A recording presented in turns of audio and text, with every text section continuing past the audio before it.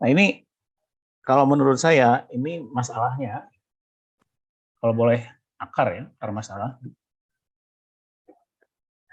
itu bisa dibagi dua. Tapi yang jelas, yang terjadi itu kombinasi dari multiple faktor. Tapi multiple faktor itu bisa kita bagi dua secara umum. Ya. Yang pertama itu internal, ya. Terus eksternal. Ya. Nah, yang internal, gitu. Apa yang internal? Yang pertama mungkin kualitas SDM dari researcher. Ini kualitas SDM dari researcher dan juga dosen. Anda mungkin generasi sekarang itu, Anda ingat generasi sekarang itu beda dengan generasi saya. Generasi sekarang itu untuk dosen itu dosen atau penulis itu sebuah profesi yang mungkin banyak orang mau, udah mulai banyak orang mau. Gitu. Tapi zaman dulu saya itu orang pada nggak mau jadi dosen. Jadi the best dari satu angkatan itu nggak jadi dosen. The best jadi angkatan itu kerja tempat lain. Yang jadi dosen tuh not necessarily the best. Itu satu. Dan itu kan jadi dosen-dosen sekarang. Plus SDM juga menurut saya itu salah satu faktor ya. Ya kan orang kalau nggak menjokikan berarti kan dia aja nggak punya kemampuan dong, ya sih. Berarti memang ada masalah di situ. Ya. Jadi dosen bukan profesi lukratif sehingga kita mungkin tidak dapat yang terbaik sehingga akhirnya nggak mampu untuk melakukan penelitian sendiri, gitu ya. Lalu tentu kemudian kualitas pendidikan. Pendidikan dalam arti luas ya. Karena di dalam pendidikan ini ada nilai-nilai yang dibangun kan. Ada nilai kejujuran, di situ ditanamkan, gitu ya. Nilai persistensi, gitu ya. Nah, sehingga kita akhirnya banyak yang mencari jalan pintas ya karena edukasi morality, kejujuran, honesty itu kurang di dalam pendidikan secara internal di kita. Nah ini blending nanti jadi culture. Ya, kalau udah jadi culture, nah ini repot. Ya. Lalu kemudian, nah ini juga yang penting menurut saya, global exposure kurang. Jadi para peneliti kita, ini baik, ini dua ya, mohon maaf ya, ini dua ya. Jadi jadi both playernya, player itu kita, peneliti, dosen, dan lain-lain ya, dan juga regulator.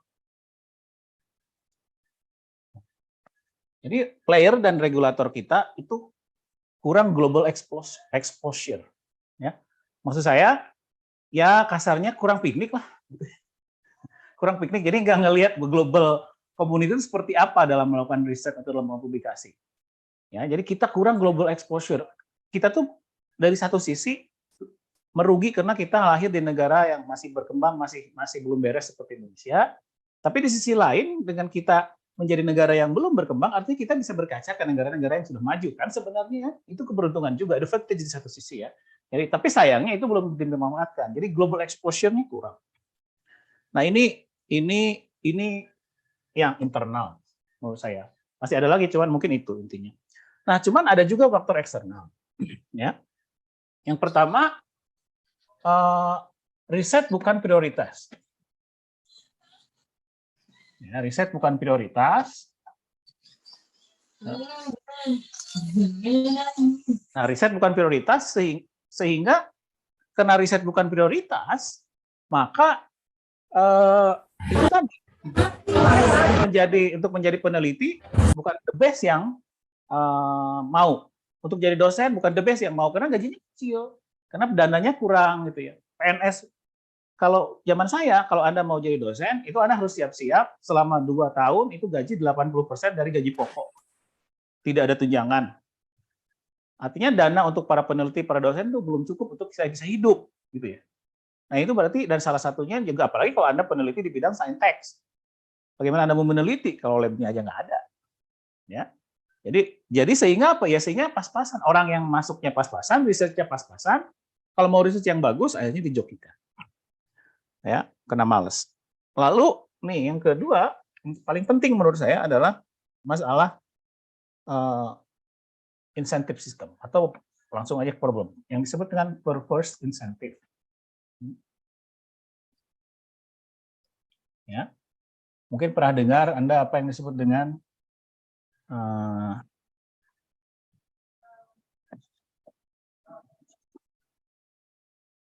Cobra Effect. Jadi Cobra Effect itu adalah ceritanya begini, ceritanya dulu pemerintah Inggris di New Delhi punya problem. Ya. Problemnya itu ada banyak ular kalau tidak salah ya, ada ular kobra itu. Lalu kemudian dibuatlah insentif sistem. Siapa yang bisa membunuh ular kobra, kemudian membawanya ke suatu tempat akan kami bayar. Lalu berbondong-bondong orang memburu ular kobra. Bayarlah. Ular kobra menghilang. Tapi lama-lama yang namanya orang kan respon to insentif. Akhirnya mengembangbiakan kobra. Gitu loh. Ketika mengembangbiakan kobra, kobranya dibunuh, yang dikembangbiakannya dibawa atau dibayar. Ini kan perverse insentif. Nah, setelah mengetahui itu gimana caranya pemerintah Inggris, wah ini gimana caranya? Cuma sekarang jadi dilema. Kalau kemudian insentif itu di stop, nanti kobranya gimana? Pasti kan malah jadi disebar oleh si yang mengembangbiakan. Sehingga akhirnya tujuan dari insentif itu untuk mengurangi kobra, pada akhirnya malah menjadi populasi kobra jadi bertambah gitu. Nah, ini purpose insentif itu adalah sistem insentif yang dibuat untuk tujuan tertentu, tetapi akhirnya hasilnya itu justru apa yang tidak ingin dicapai itu justru yang jadi hasil gitu, justru malah balik gitu. Jadi istilahnya itu membalik ke kita gitu. Jadi tidak mencapai tujuan, malah mendapatkan tujuan yang sebenarnya kita ingin hindari. Apa contohnya di Indonesia? Ya banyak. Salah duanya yang paling banyak. Yang penting itu misalkan contohnya ya di sini supaya jelas. Contohnya itu conference proceeding, memberikan insentif terhadap conference proceeding. Itu contoh Cobra Effect. Jadi ceritanya kan supaya dibuatlah sistem bahwa kalau orang punya proceeding itu nilainya 25. Kalau nilai jurnal nilainya 40. Bedanya dikit. Gitu ya. Jadi orang berbondong-bondong proceeding karena jauh lebih gampang. Adapun diada-adakan. Ya, ada penelitiannya tuh. Jadi akhirnya proceeding Indonesia itu salah satu yang tertinggi di dunia pernah suatu saat gitu. Itu contoh Cobra Effect, beneran deh, itu Cobra Effect. Ya, sistem insentif yang kurang baik. Lalu yang kedua, yang terkait dengan topik kita kali ini, itu adalah mewajibkan mahasiswa publikasi. Mewajibkan mahasiswa publikasi. Ini kan mewajibkan mahasiswa publikasi, itu kan disinsentif sistem. Ya. Sehingga kalau mahasiswa tidak publikasi, gelarnya nggak dapat. S2-nya nggak dapat, S3-nya nggak dapat. Apalagi cum laude. Ini kan sistem insentif yang sifatnya stick, bukan carrot. Apa yang terjadi? Yang Cobra Effect juga, ini. Akhirnya mahasiswa apa? Menjokikannya, kalau nggak dijokikan, dia nggak bisa lulus S3-nya. Atau jurnal abal-abal. Meledaklah Indonesia, jurnal abal-abal kedua tertinggi di dunia proporsinya. Ya, saya ada datanya. Nah, itu contoh purpose insentif, jadi eksternal. Gitu. Padahal, tujuan dari publikasi mahasiswa itu saya pernah baca surat edaran menterinya, tujuannya itu untuk meningkatkan publikasi Indonesia supaya menyamai Malaysia. Menurut saya itu salah kaprah. Seharusnya yang publikasi itu dosennya ya, bukan mahasiswanya. Dosennya aja nggak publikasi, gimana mahasiswanya publikasi? Ya, dan setahu saya kewajiban S3 pun publikasi itu tidak banyak di tempat lain, di negara lain. Nah, ini kurangnya global exposure. Coba Anda ke Amerika, coba Anda ke Inggris, coba Anda ke Australia, ya, apakah mereka wajib publikasi? Kan tidak. Ya, saya alumni Inggris, saya alumni Australia, nggak ada tuh kewajiban. Kewajiban publikasi yang saya tahu punya nationwide itu di Belanda. Di tempat lain saya nggak pernah menemukan. Ya. Jadi kita agak mengada-ngada sebenarnya. Baikkah? Tidak baik, asal sistemnya udah siap. Tapi kalau sistemnya udah siap, jadinya purpose incentive. Ya. Lalu yang lain adalah tadi Timing of reform. Timing of reform. Ini contoh yang barusan. Jadi kita ingin meningkatkan publikasi dengan cara mewajibkan mahasiswa publikasi, tetapi infrastrukturnya nggak ada. Belum ada, kita masih belajar. Jadi timingnya kurang pas.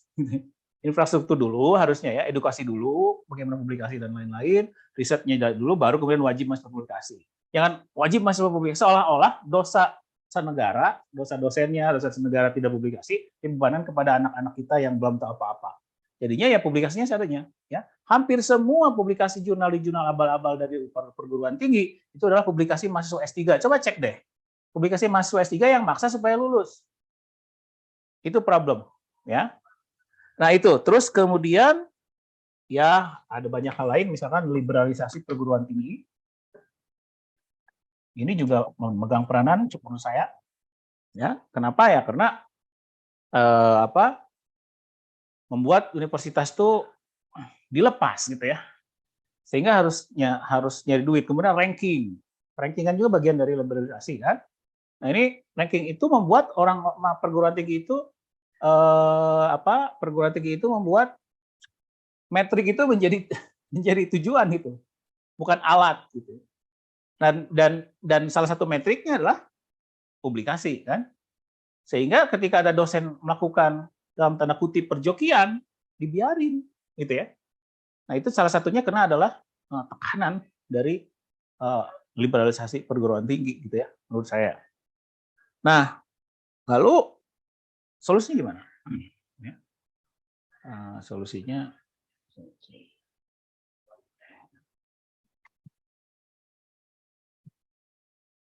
ya solusinya menurut saya kita lihat satu-satu akarnya gitu ya.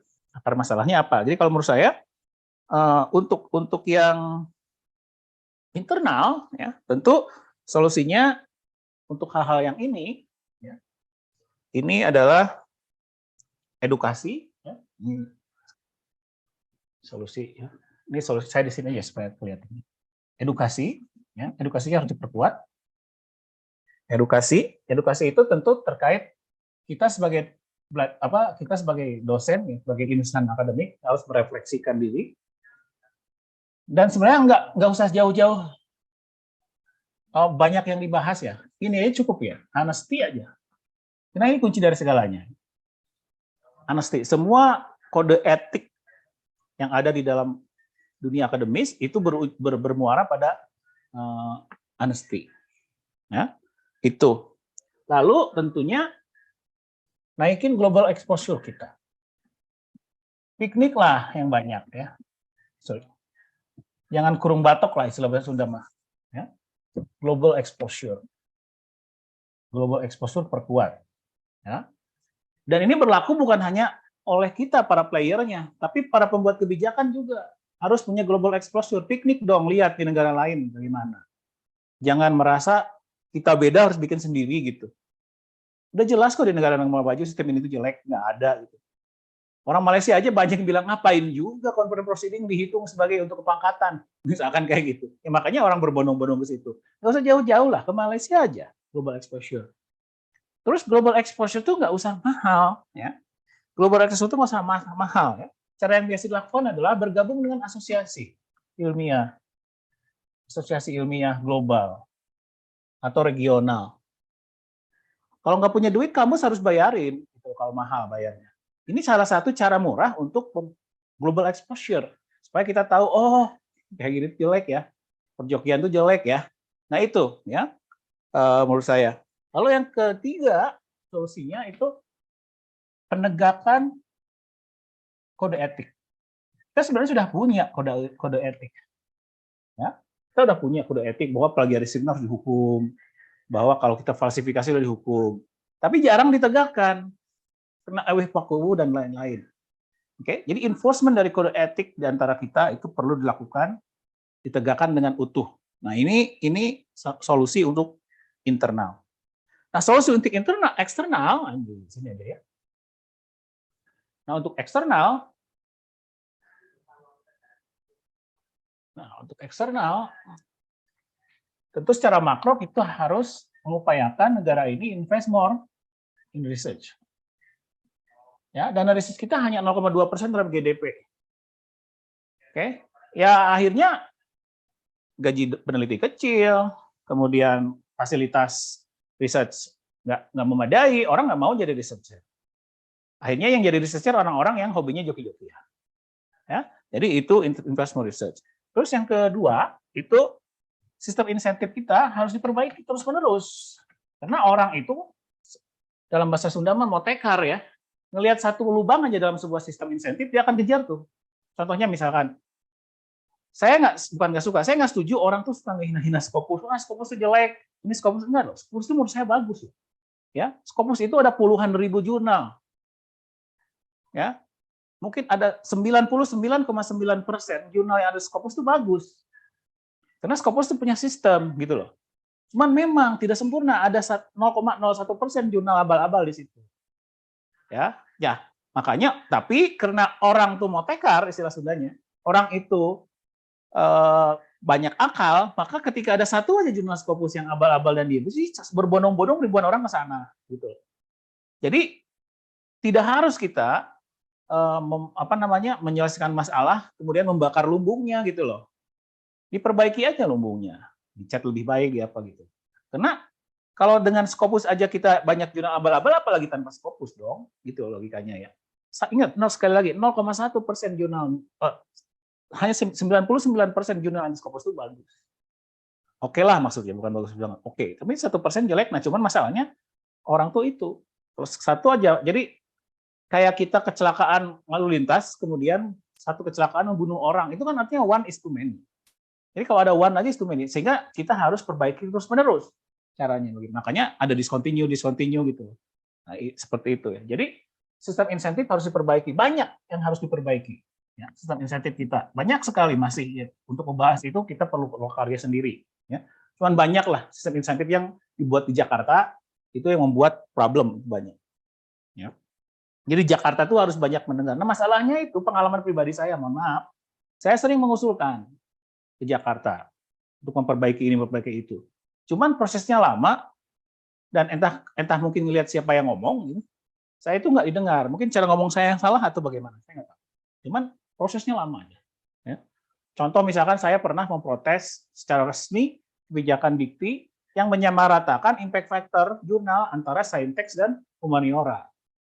Cuman nggak masuk akal. Orang matematika kasihan, ya impact factor jurnalnya kecil-kecil. Karena mereka karena referensinya di jurnalnya kecil. Orang kalau jurnal nulis paper nggak ada referensi, karena matematika sering. Kalau ada jurnal nggak pakai referensi, maka nggak ada sitasi. Ya, itu contoh gitu. Contoh sederhana aja. Yang menyamaratakan itu salah. Setelah 3-4 tahun baru kemudian didengar. Sekarang Dikti itu membedakan dua impact factor antara dua disiplin yang berbeda. Padahal walaupun itu belum sempurna, tapi minimal mendengar. Cuman prosesnya membuat orang capek. Ya, jadi menurut saya Dikti orang-orang di Jakarta harus banyak mendengar. Jangan so tahu sendiri. Gitu. Ini pengalaman pribadi, saya bisa dikonfirm. Banyak saya cerita-cerita. Ya. Kalau ingin tahu cerita-cerita lebih banyak lagi, baca buku saya Mati Ketawa ala Profesor. Tuh. Itu di situ banyak anekdota-anekdota. Semua dari kisah nyata. Nah, selama bertahun-tahun saya bergaul dengan proses ini. Lalu kemudian global benchmarking. Ya. Jadi pemerintah itu harus global benchmarking dengan benar gitu ya. Lihatlah, cek dulu, saya kebijakan seperti ini ada nggak ya di Amerika, misalkan sederhananya gitu. Kalau nggak ada gitu berarti apakah kita yang Nobel Prize winning idea atau kita bego? Itu aja. Ya. Ada dua kemungkinannya. Kalau kita mempunyai sesuatu kebijakan yang unik di dunia ini, hanya dua. Maka itu adalah Nobel Prize winning policy atau kita bego. Itu aja. Ya. Jadi cek gitu. Lalu terakhir, nah ini agak susah ya. Cuman ini juga tidak socially progressive politik. Itu harus menurut saya ini satu-satunya cara untuk mengerem liberalisasi perguruan tinggi. Jadi kita harus bagaimana supaya demokrasi di Indonesia atau sosioekonomik sistem di Indonesia lebih socially progresif sehingga perguruan tinggi itu tidak terlalu liberal, tidak sehingga harus menghalalkan segala cara, untuk mendapat profesor sebanyak-banyaknya, misalkan ya, mendapat profesor sebanyak-banyaknya itu adalah salah satu akar permasalahan, motivasi kenapa perguruan tinggi cenderung diem, ada orang melakukan perjokian atau bahkan memfasilitasi perjokian, salah satunya karena ingin profesor sebanyak-banyaknya. Kenapa profesor sebanyak-banyaknya? Perlu, karena akreditasi memerlukan profesor. Kalau tidak diakreditasi, nggak ada uang, nggak ada prodinya. Prodinya nggak ada di sektor akreditasi, nggak ada mahasiswanya, nggak ada uangnya. Akhirnya ujung-ujungnya ke situ, gitu. Berarti akal masalahnya apa? Ya, liberalisasi perguruan tinggi, gitu loh. Makanya kita harus upayakan social progressive politics. Barangkali itu aja ya pembuka dari saya. Mungkin nanti bisa dilanjutkan.